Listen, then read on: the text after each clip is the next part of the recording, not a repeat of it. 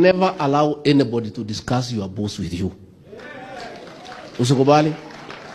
Because the minute you allow people to get into conversation to discuss your boss, you have lost it. So, naye ukiwa na bahati kama mimi upate boss mzuri, anakusaidia na kukupatia all the facilities to work. You just work.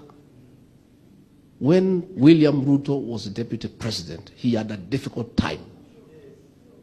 Alinyimwa magari, hakuwa na magari. Petroli alikuwa anaweka mwenyewe. Nyumba yake ilikuwa inanyesha. Chai alikuwa anatoa mfuko.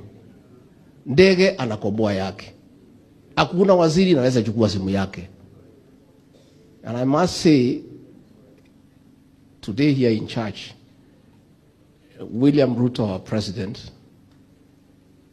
is a man I have not seen, because despite all that, alivumilia. And no single day did he ever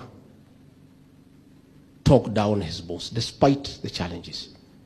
Mimi amenipatia kazi, amenipatia facilities ya kufanya kazi.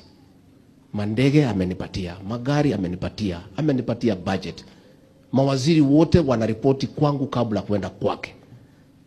So mimi, I have no choice but to succeed by helping him to succeed.